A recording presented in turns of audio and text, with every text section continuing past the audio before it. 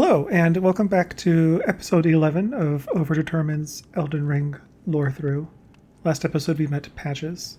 Also, last episode I said I would do a sort of roundup episode, a sort of review of episodes 1 through 10.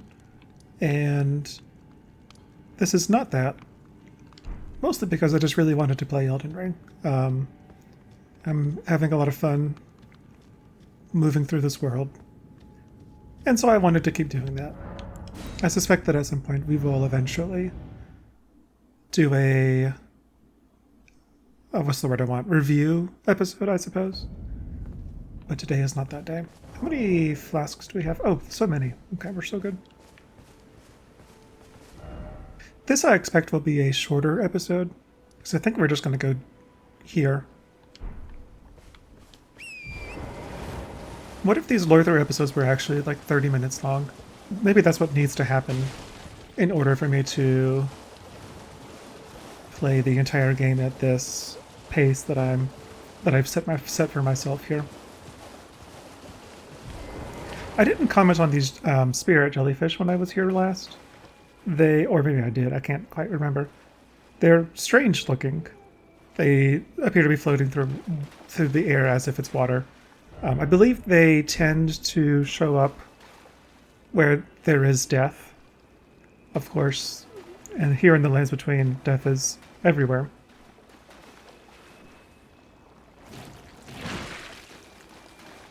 They have a sort of whistling sound I don't think I've ever noticed before. Later there will be a quest that gives just a bit more, I don't know, context to the jellyfish eye. Jellyfish fishes. So I always feel a sort of sense of moroseness. That's not a word. I wonder if I can just feel a sense of morose. I always feel morose when I'm around them, I guess, is what I'm meaning to say. Rather than just running into this catacomb, I thought we should at least come up here and grab this graced for the Morkwater coast with the enormous wall, I suppose, relics, I suppose, here laying, that make a makeshift bridge between this side of the river and the other. Actually, no, there's nothing really to go see over there, I don't think. We can go take a look. What's the harm? I hear a scarab. There it is. Well, that's worth it at least. Give me your... Oh. Classic. He gave me a somber smithing stone 1. How much HP did that do? Like half. Let's actually, while we're here and we have a shorter episode laid out, let's go... There's a little camp right there that we can go clear out, that's the word. There's the artist's shack that we were at a couple of episodes ago, and then let's go take a look at that statue. Not in that order. Let's do statue first. This is one of, I think, many... Oh, someone has a YouTube series that's like... what's the... I think it's Annie Austin who has the series that's like unremarkable and odd things. Or... Oh, no, I'm not doing him justice. Just like spaces in a video game that don't exist for any purpose. But add a sort of weird... I hate to use the word liminal because it's a bit overused, but liminal feeling into the space. This is one of those spaces for me. One of many spaces in Elden Ring is all I was trying to say. Here is this statue of a man, question mark, with 3 fingers, or 3 toes, probably 3 fingers. No, 5 fingers, and a horrible, hunched over, snake-like back.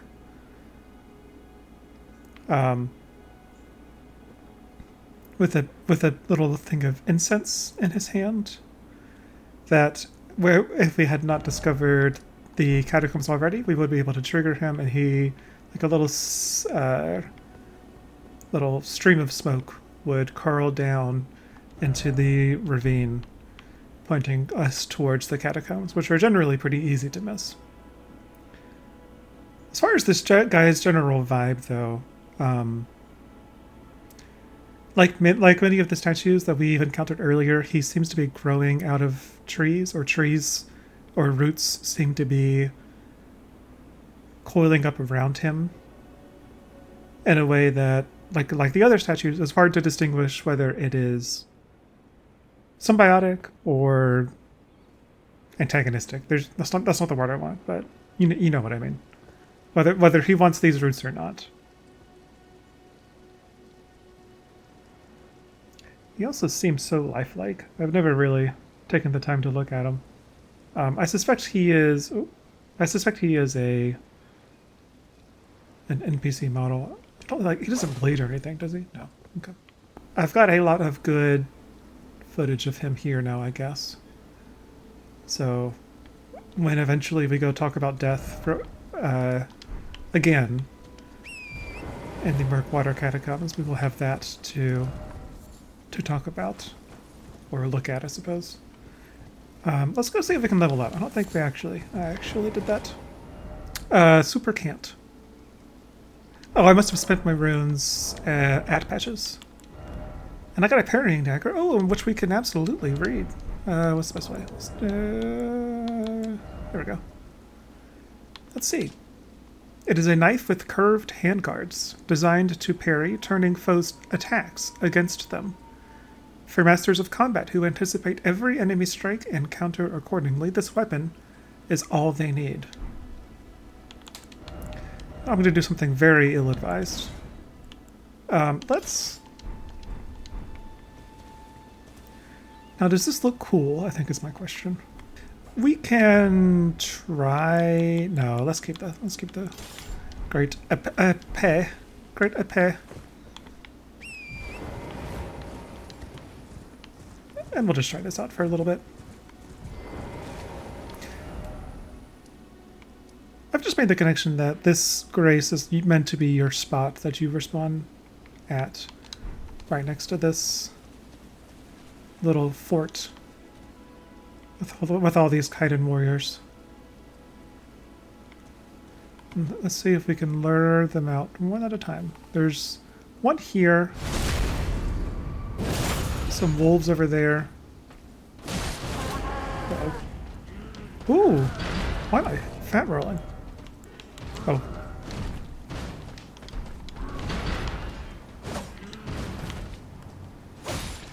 But you guys can get parried too as well. Or you can get dead. That would have been cool. Oh, hell yeah, brother. Easy. Ooh, I got a dismounter, too. Oh, today is an incredible day. Alright. Can I parry you off your horse? Not with that one, I can't. Well, we both whiffed. Ouch. Oh, there's more. Oh, I'm dead. I'm not dead. Can I crit you here? Nope. Sorry, horse. Oh, fuck yeah.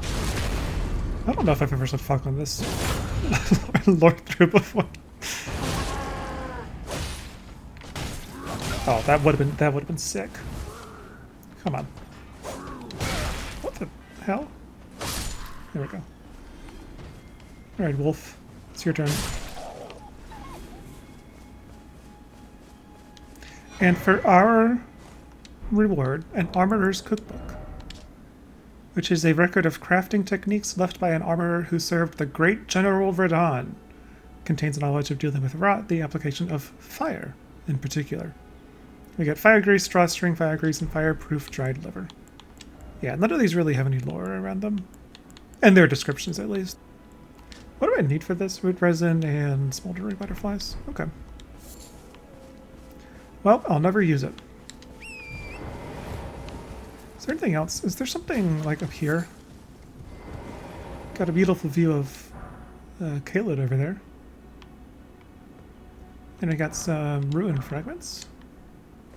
That, of course, I believe is, yes, that is where we fought Bloody Finger Nereus. I don't think I've ever seen this starting area from this view before. What a cool game this is, huh? I'm always conscious of the fact that I'm recording,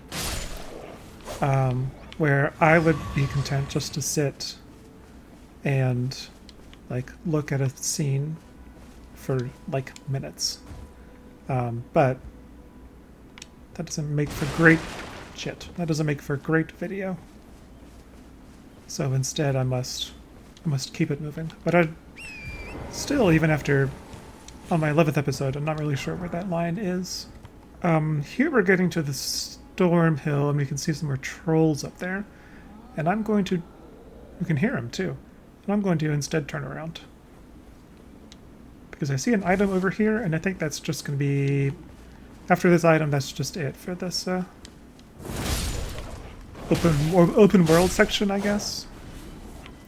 I know there's a wolf out flanking me. Here he is.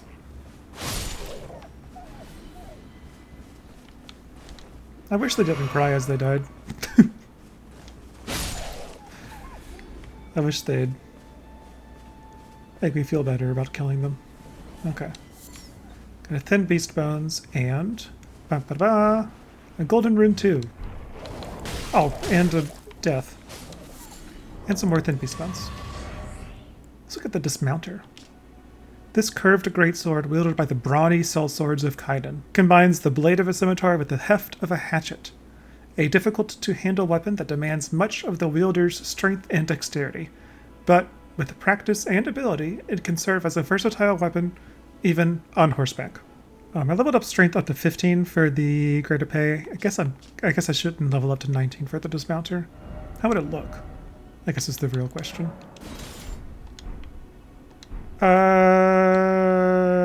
I prefer the greater pay. Nope. Yep. Here we have the tombstones from Night Rain. I think I haven't quite realized. Maybe I just hadn't played the like middle end game of Elden Ring for so long. I forgot that those were from the base game as well. And this area also is from Night Rain. There's often like a boss right here, like a grafted scion or something like that. And there's also often a boss right over there where I'm looking, which is like here. I guess that's not a very interesting commentary. We've all played Elden Ring, Night Rain. Parkour. Parkour. Parkour. Necessary item ahead. Oh, is this... This is where the, Oh, what's that? There's like a good sword in here or something. Like one of the classics, like a great sword or something. Okay, here we are at the Murkwater catacombs, right? Yes. Which is, I believe, the first catacombs we have been to. Which feels crazy. No, we went to the Stormfoot catacombs. I was like, no, there's no way.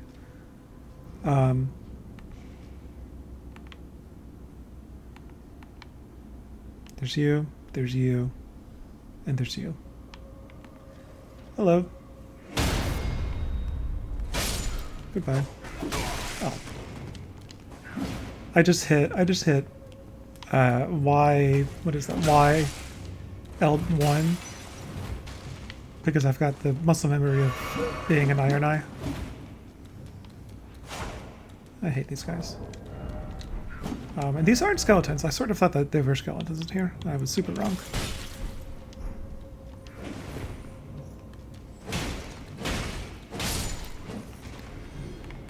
Another one. And he's dead. They got a grave glovewort 1 and more horrible images of now a 3-headed archery burial watchdog. wearing the same crown.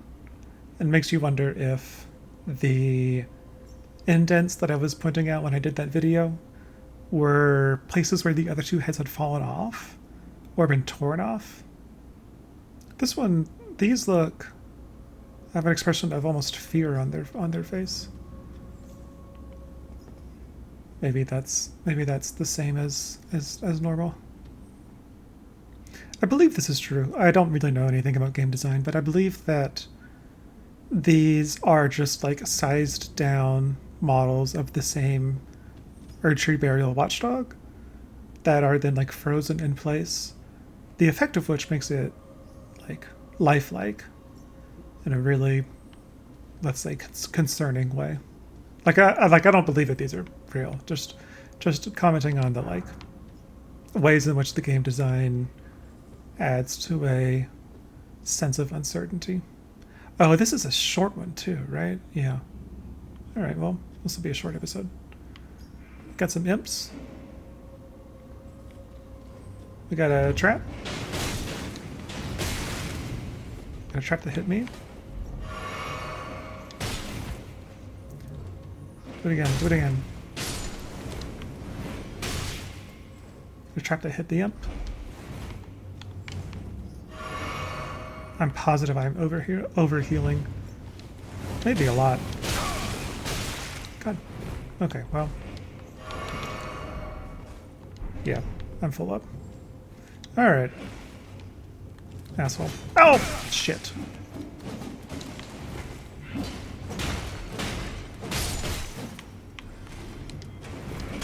No. Federal. Okay. Anybody else? Okay. Let's pull the lever.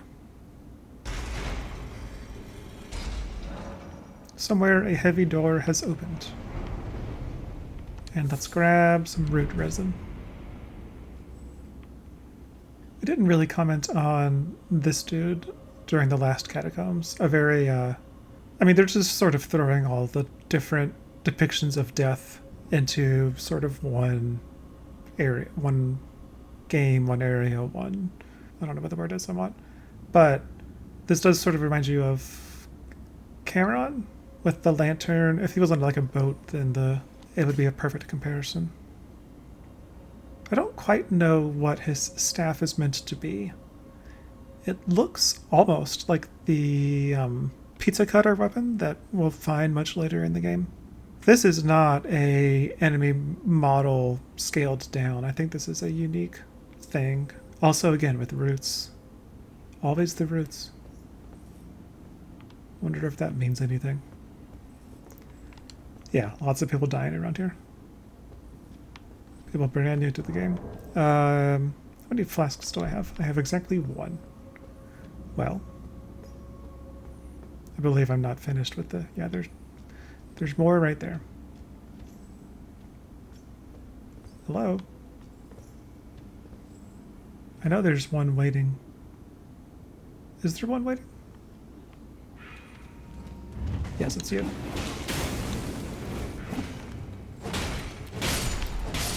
Uh-oh. I thought they triggered the trap. Where'd you come from? I knew there was another one. Hey man, did you not see me? Alright. Stop being cute with it. Maybe I will go heal back up. Because the boss is just right there. Well, maybe if I can... Nope. Still pretty far from a level up. Alright. One here. Die. In hell. One walking towards me, one about to jump off the ceiling. Got him. Got him dead. Okay. Ignore all those guys. Come down here. Tempt these little bricks out.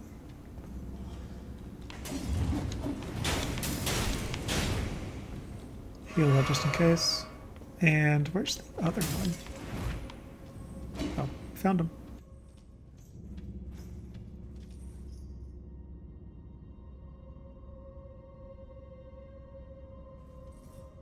I do appreciate how the roof in particular shows that this was carved out of stone, and the stone appears to be reclaiming the catacombs very slowly. You can see that... Is that a thing that happens in real life? It seems to be weird if it did. Beyond the roots reaching up and beginning to strangle these rooms, these little arches aren't contiguous all the way across, where you imagine one day in the past they were. Alright. Who's here? I think I know who's here. That was correct. The man who's just sitting there aura farming, as the kids say. Let's fight you with something a bit more fun. Can I parry you? I have no idea. Oh, I can't parry that. Fast for sure. Oh, I can parry you.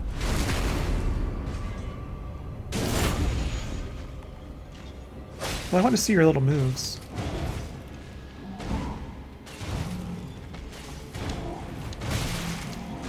But I don't want to die.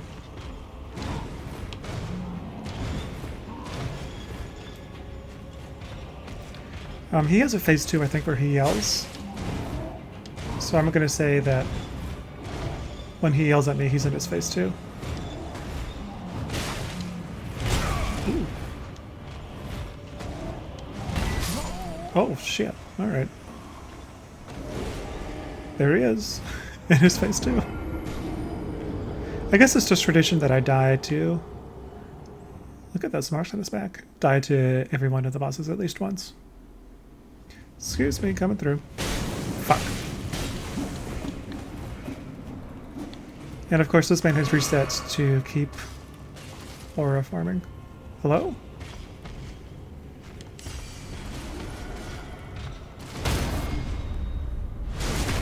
I'm the one who aura farms.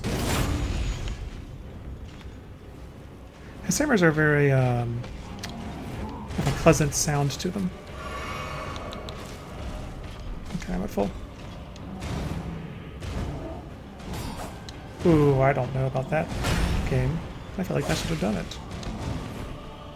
Should I get hit by his grab attack? Maybe I should get hit by his grab attack. I think that something cool happens. Come on, man, grab me. You might be here a while. Come on, man. Alright, that was cool. Come on, man, grab me. Take me. Grab me, grab me, grab me, grab me, grab me. And jump. And grab. Or die. That's fine. Oh, god damn it. Ignore me, ignore me. Uh-oh. I'm gonna have to... He's gonna grab me and I'm gonna dodge out of it just on pure muscle memory. Alright, man. Grab. Grab. That's not a grab. Grab me. You know you want to. Look at me, I'm so grabbable. Oh, no, that wasn't anything. Well, a whole bunch of waiting around for nothing at all in the end. Ain't that just the way? Alright. I've gotten a lot of footage of you. It's time to die.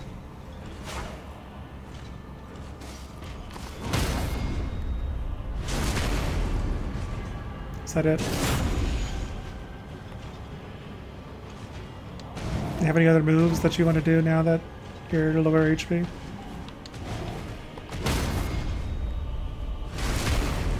Well, too bad. I thought the snakes on his wrist like came out when he grabbed you. But I guess maybe not.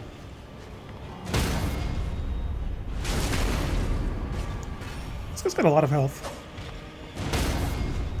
But fortunately, I can parry him quite a bit. Is that it? Yep. Ooh, we got Banished Knight Ingval. Let's read Banished Knight Ingval. One of the two knights dubbed the Wings of the Storm. Despite his banishment, he rejected the invitation of the grace-given lord. instead keeping watch over a masterless castle for many years, gaining renown as a hero of the fringes. Despite his banishment, he rejected the invitation of the Grace-given Lord, one of the banished knights. Presumably not banished by the Grace-given Lord, then, who presumably is allied with Grace in the Erd Tree. Odd. This room is about the same as we're used to,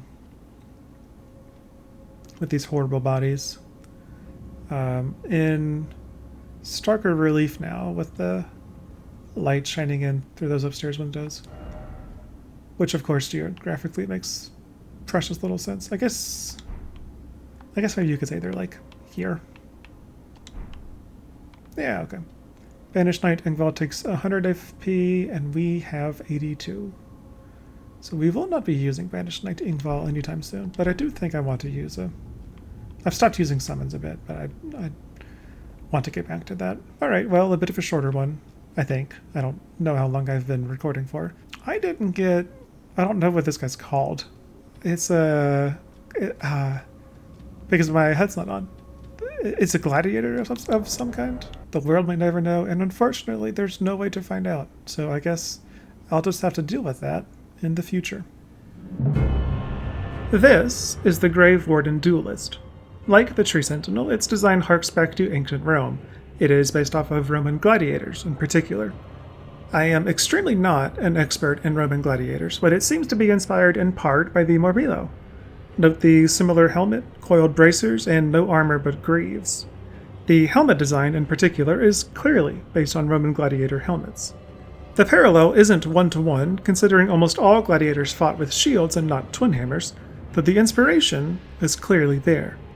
Interestingly, there was a type of gladiator called a bustuarius who would fight around a funeral pyre of the deceased at a Roman funeral. They were considered the lowest class of gladiator. The word bustuarius was used as an insult in one of Cicero's speeches. They were not broadly accepted within Roman society. The Romans originally practiced a ritual of sacrificing captives on the tombs of warriors or powerful men. The captive's blood was meant to appease the gods and spirits of the underworld. Eventually, this practice came to be seen as barbaric, and so instead bustuarii were appointed to fight and, presumably, bleed so blood could seep through the fresh graves without needing to put captives to death. The word bustuarius could even at one point apparently refer to a gravedigger or cremation attendant. The Grave Warden Duelist evokes a bustuarius. It appears to be both duelist and grave attendant. It is intimately familiar with death and dying. It may not even be a huge stretch to say that it is here to water the gravesite with the blood of those who enter the catacombs. After all, this appears to be the gravesite of a powerful man. So, down in the catacombs, well below polite society, is a caretaker of and bringer of death. And well, that's kind of it. This is a gladiator, or duelist, that now guards a catacomb. Pretty cut and dry. I don't think that there's anything else interesting to say about the Grave Warden Duelist. He just sort of is what he is... Wait, what's that thing on his back? It seems important. The concept artists purposefully drew a back view of the Grave Warden Duelist to emphasize this scar? Or a brand? Whatever it is, someone has carved their symbol onto the back of this duelist. Perhaps this is a relic of some long-forgotten nation that the duelist was part of. Perhaps this is a mark of ownership that a ruling class has stamped onto the back of this duelist. After looking for an embarrassing amount of time, I don't think I can connect this jagged diamond symbol to any other symbol in the lands between. And in fact, I can't really even get close.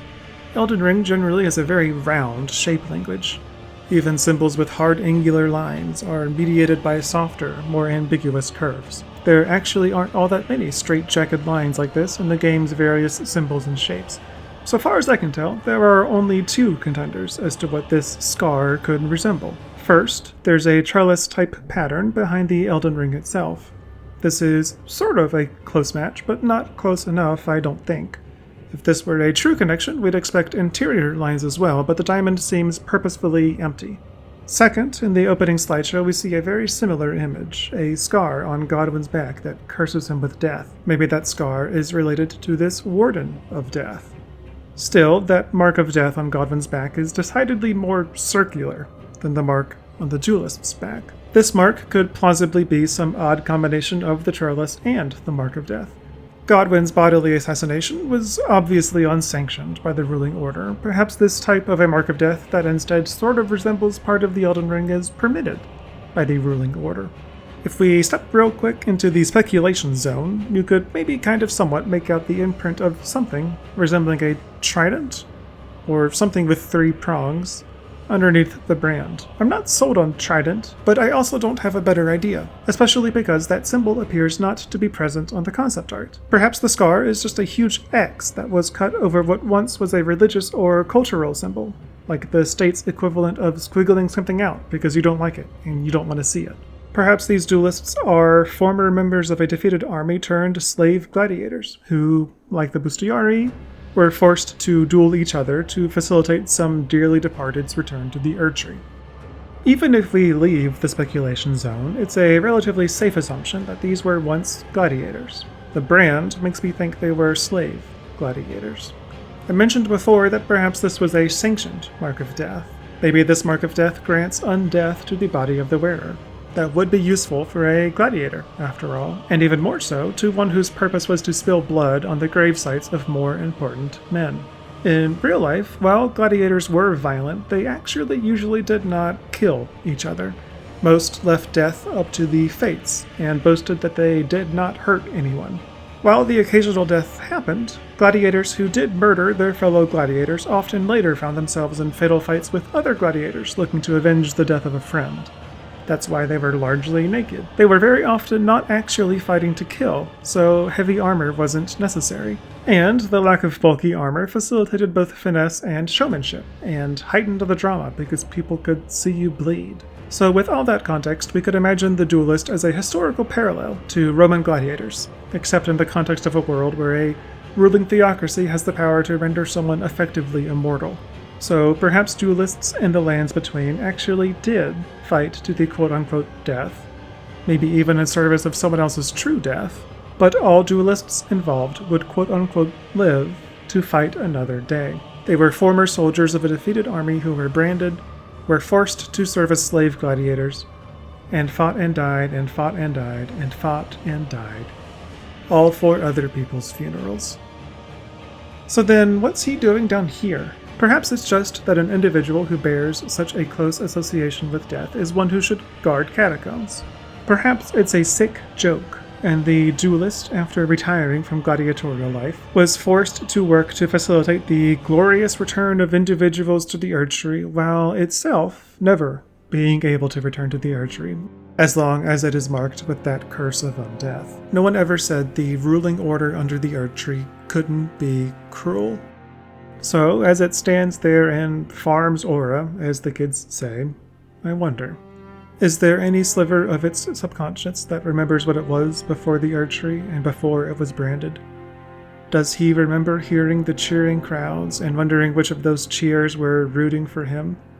Does he take some grim schadenfreude that the cycle of death in the lands between is now broken for everyone, and everyone is now in his same position, grimly staring down eternity? Does he still feel the pain of the brand on his back? I don't know which answer is more tragic.